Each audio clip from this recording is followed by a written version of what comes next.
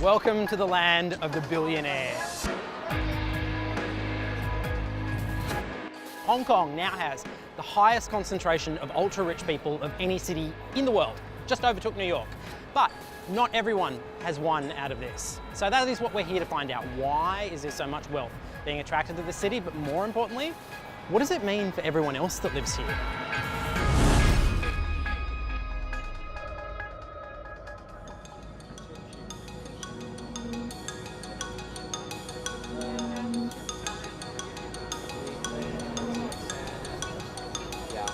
Let's do something that's like a bit different Okay. from Last time? last time. Because last time the background was kind of blurred out, right? Yeah. Like the focus was on the person. I think this place, just here. Just here. This is Mabel Law, Instagram influencer, temporary traffic obstruction, and heir to her family fortune. Do we have it? Hey, Hi, nice Mark. to finally meet you. Nice to meet you. Hey, I'm Mark. Welcome here. And Michael? Michael, nice to meet you. Nice to meet you. Forgive me, is this all for social media? Yeah, it is. Oh my God, you two, For Instagram. you put more effort into your social media than anyone else I know. Thank you. Yeah, no, it's a compliment. It's definitely a compliment. For the gram. Mabel is one of Hong Kong's rich kids, and she has no problem flaunting her lifestyle. In fact, she gets paid to flaunt it by luxury brands trying to sell that crazy rich image. Do you think that it's possible that part of the appeal of your Instagram to brands is the fact that there is an affluent quality to it? Yeah. Yeah, I think it also reflects on the brands that want to collaborate with me. They're usually like higher end lifestyle brands. So I think like my sort of lifestyle sort of fits the type of person that they want. In the Hong Kong culture that you grew up in, how much do status and wealth actually matter? I have a lot of friends who are lawyers and doctors, not because they genuinely enjoy doing it. I mean, I'm sure some people do enjoy doing it, but a lot of people are doing it just because of the money that comes with the job. Mabel and her friends are living a life of comparative wealth and status that's not unlike the one you would see in the movie Crazy Rich Asians. You said your dad had a few cars. Like, what's his taste? What's he into? He actually has an Audi sports car, and this car is more practical because my mom likes to drive her friends around. Yep. And there's also one car where my dad uses to travel to China, but usually my driver, he drives that car. And then we have the Benz, which my dad drives to work by himself. Owning multiple cars is normal when you live here in Repulse Bay, home to some of the most expensive real estate in the world. An average 3-bedroom apartment can cost a cool 10 million Australian dollars. Hi, Lourdes. Hi. How are you? I'm good. Okay. So this is my helper, Lourdes. She's been working with us for, I think, more 10 than years. 10 years already. Yeah. So, Beautiful place. thank you. Like lots of new money families in Hong Kong, Mabel's family emigrated from mainland China. This is my room. Her dad is a big player in the textile industry, but she's hesitant to tell me exactly how much he's worth. So if I was to ask you if you had one purchase obsession, what would it be? Can I have two? Yes, yes, you can have two. Handbags and shoes. Handbag. How big is your handbag collection then? I don't even have enough space to put them all. Wow. Wait, so that's not even the full collection? No, because I still have more over here. But they're just like all over my room because I buy so many handbags all the time. These are like my winter jackets. Oh wow. Yes. In fairness to Mabel, she may be super rich, but she is also super humble. You see that bag over there? That's worth $17,000. Why is this place so attractive to the wealthy? I think it's because the barriers to do business here is relatively lower than other places. But I feel like there is a very wide wealth gap in Hong Kong. The government has always been criticized for implementing policies that are favoring the rich instead of helping the poor. And I feel like we obviously have more financial capacity to be able to help these people. So I wish more can be done about this.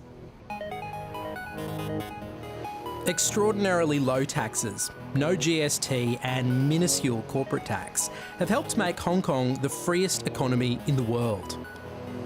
So if the government aren't getting all their money from tax, where is the cash coming from? Well, it turns out a big part of the answer to that question is land. You see, while Hong Kong has become home of the ultra-rich, it's also become the world's least affordable housing market. Hong Kong is just a little bit smaller than Hobart, and there are 7.5 million people living here. Now, you might assume that real estate is so expensive because of land scarcity, but from above, you can see there's plenty of green space. That's because 70% of this land is not being used. In fact, only 7% of the city is zoned for housing. But here's the catch. Every inch of land here is owned by the Hong Kong government, and they make big money by leasing it to property developers who in turn charge huge rents, sometimes for the smallest of spaces. So this is an apartment that is for rent at the moment. It's 2-ish rooms, about 46 square metres, including the balcony. For this, you can expect to pay the equivalent of $1,000 a week Australian. But it's when you look at buying that things get mental. There are apartments like this that are going for $2 million Australian. And the worst part, you have to put down a 50% deposit.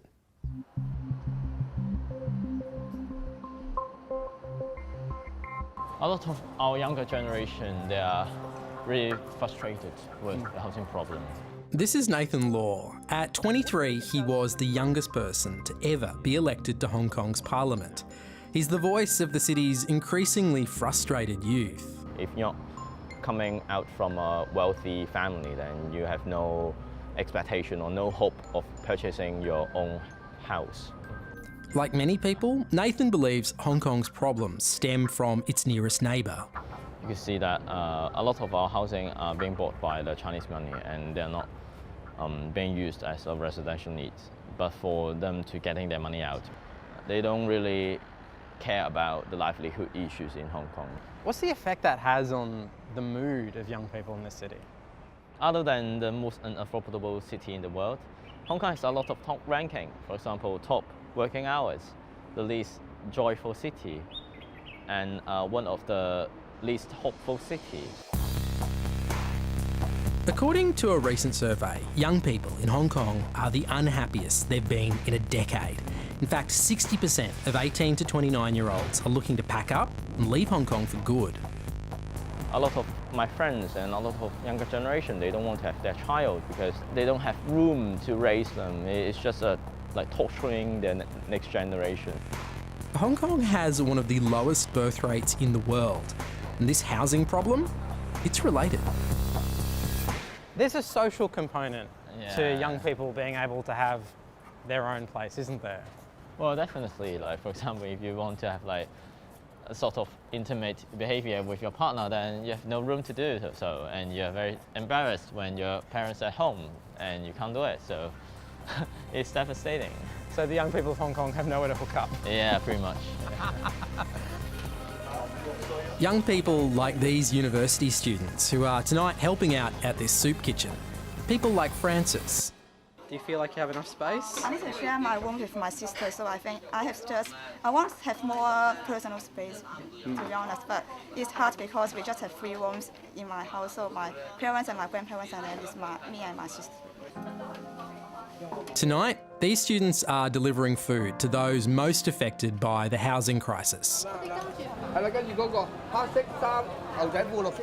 So if there is this ongoing problem with housing and not enough spaces, and everyone knows it, what's the mood like here? How do people feel about it? For the young generation, we feel so angry about it. We need to live, and then we also need to have a safe place for us to maintain our life. But the government is just focused on how to earn money in the maximum profit. Whilst living with family is necessary for many people in this city, some don't have that luxury. Can I make an observation? Overwhelmingly, the people here are old. Yeah. Why is that? Most of them are just live by their own, so they won't cook, and then their daughter or their son will not take care of them. All of this forces you to wonder what happens to these people. With no one to look after them, where do they live?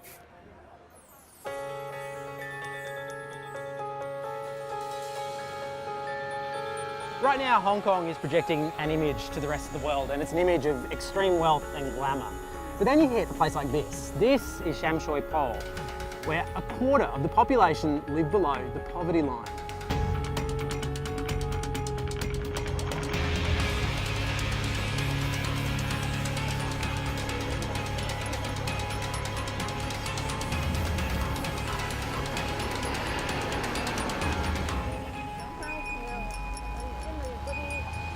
In a restaurant at the heart of Sham Shui Po, I meet Auntie Ha, an elderly victim of the city's housing crisis. 今年啊，我係44年春出世嘅，我75周歲都嚟嘅啦，計黃昏㗎啦。She's taking me to see a subdivided flat. Now, this is the only kind of housing that she can afford. 8年啦，差唔多8週年㗎啦，8個房間就8戶人。其中一個冇住，因為。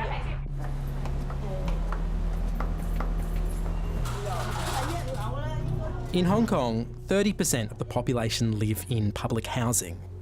But with a 5-year wait list, a lot of people, like Auntie Ha, are being forced to reside in dangerous and often illegal living conditions like this.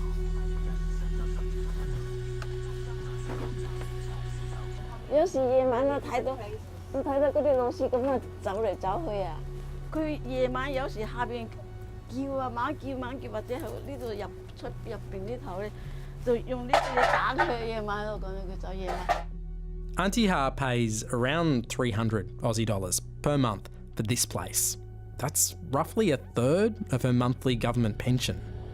呢啲都係水嘅，遮住啦嘛，水位嗰啲嗱。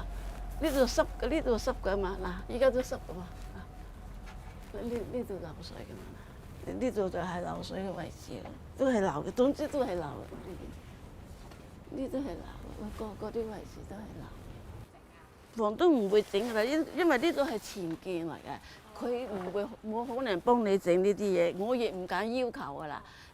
Do you think it's fair that you have to live like this?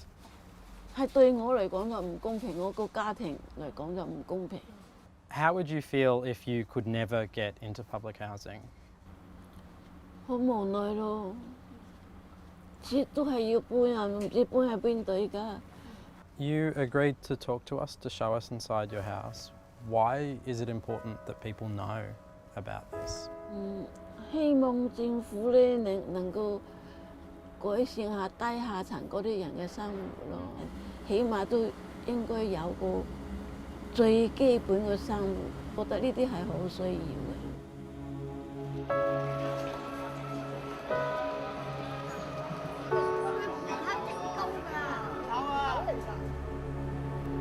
I'm frankly amazed at Auntie Ha's resilience and ingenuity. But the truth is, she has really limited options. Everything about this city, it's like it wants you to be rich. It's willing you to be rich, all the tax stuff. But if you're not, like her, in a sense, it's like the city doesn't quite know what to do with you.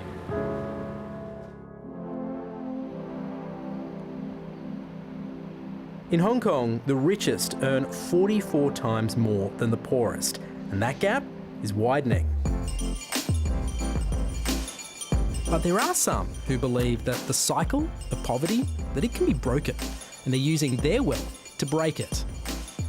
Hi, I'm Mark. Oh. You Dr. Z? Hi, how do you do? Nice to meet you. This is a beautiful, beautiful store. Dr. Z's family have been selling jewels to Hong Kong's richest for the last century, and it's made his family very rich. And your dad started the company? He started with a friend though, with a friend in Shanghai. And then he came out to Hong Kong and Yes. did he start from scratch? Not exactly. 2 baskets. 2 baskets full of jewelry. So from 2 suitcases Yeah. comes this. Yeah. Wow. I can't quit, man. This one is almost identical to what Michelle Yeoh wear in the movie. What she wears in Crazy Rich Asians. Yeah. Amazing. You know, we have some men jewelry too. Really? I really feel men was a little ignored in this business. And the ladies wear all the jewelry. We should share it up a bit.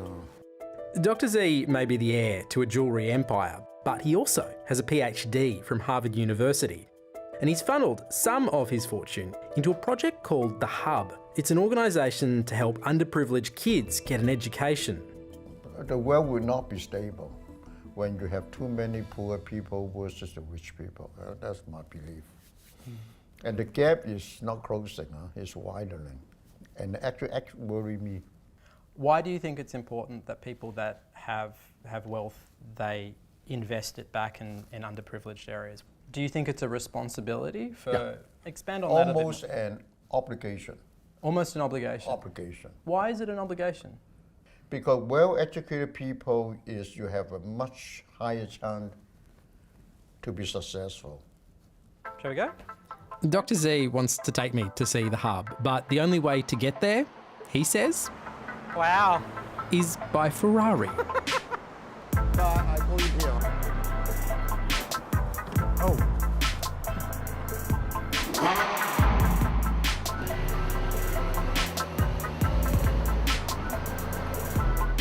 How many Ferraris do you have?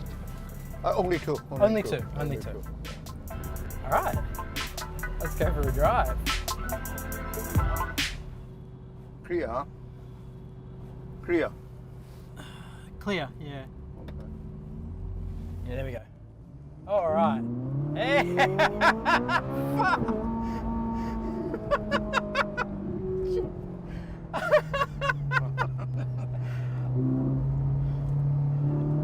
It strikes me that money and status matters a lot here in Hong Kong. In Hong Kong, yeah. Why?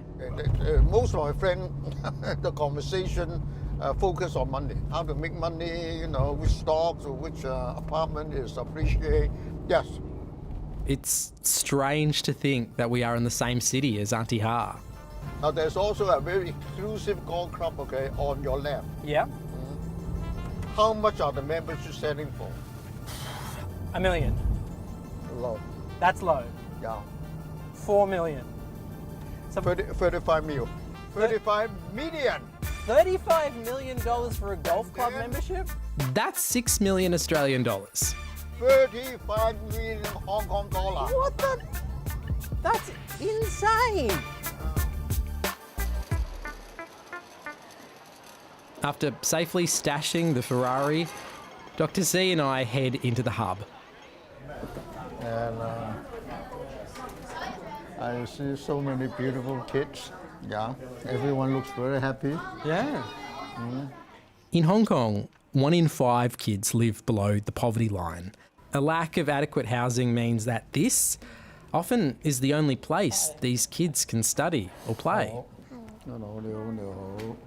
And Cherry is one of those kids. 你今年幾多歲9歲。？9歲。哇！你好高喎，9歲啊！我細個嗰啲都係叫非常幾唔同嘅 ，very different。 Yeah. 死咗出晒咁低㗎嘛？係啊，全部咁。唔好意思，唔好意思。 As Dr. Z learns the ins and outs of modern chess, he's also getting a glimpse of his investment in Hong Kong's future. I think that my investment should have worked. I'm very happy. Yeah. It's really it's an opportunity for me to interact. Everyone's full of hope. It's a long path ahead of them. The Hub is a lifeline to many of these kids. It offers not only the chance of a better life, but also just the prospect of being a kid. But for Cherry, the importance of education is abundantly clear. 因為如果你唔讀書，就好似街邊嗰啲乞兒咁樣乞食咯。 We're off to Cherry's favourite place. Hello. 我哋而家放學啦，我哋就上公園睇書啦。你識唔識同佢講英文啊？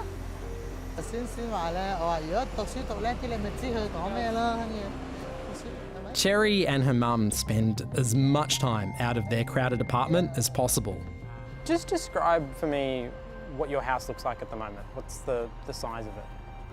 兩個仔咧就住一間房，其他廳嗰方面咧就係我同我老公啦，同埋個女啦，三個會喺廳嗰度開床收床咁樣咯，咁間就可以有地方俾你去坐啊、去瞓啊咁咯，就真係好細，比 Hong Kong has the highest number of ultra-rich people in the world, and I'm wondering, do you think that money is fairly divided? 咁如果冇嗰啲，你咪自己努力讀書咯。小朋友就會都係咁講，有知識就會有財富咯。同埋真係讀多啲書會好啲嘅。如果你一竅不通嘅，讀書讀唔成嘅，可能係勞力咯。我覺得用腦好過勞力，佢會適合佢啲咯。But for Cherry, there's an added pressure to succeed. 因為而家爸爸媽媽養我哋，第時爸爸媽媽老咗，我哋大咗就可以賺多啲錢養返佢哋咯。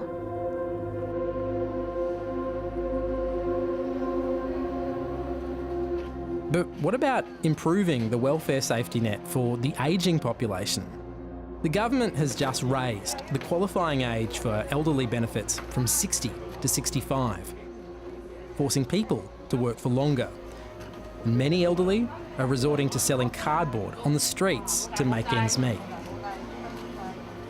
If you didn't collect all the cardboard, could you live?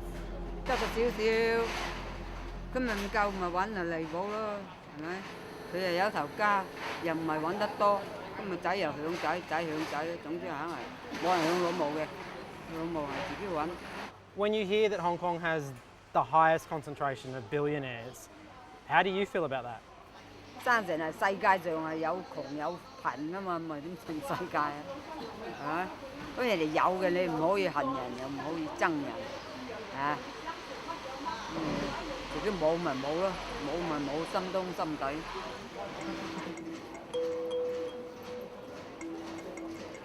The government does spend $92 billion a year on welfare, but the high cost of living is keeping Hong Kong's most vulnerable on the streets and without enough support.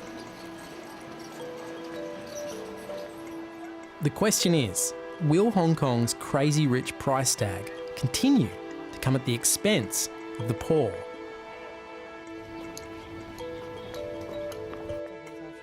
But Cherry, she's optimistic about the future here.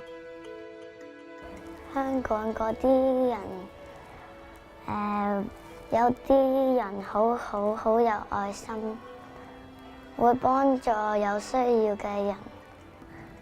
嗰啲有錢人可以分享俾啲窮人，就可以一齊繼續，就可以一齊繼續做嘢賺多啲錢咯，繼續。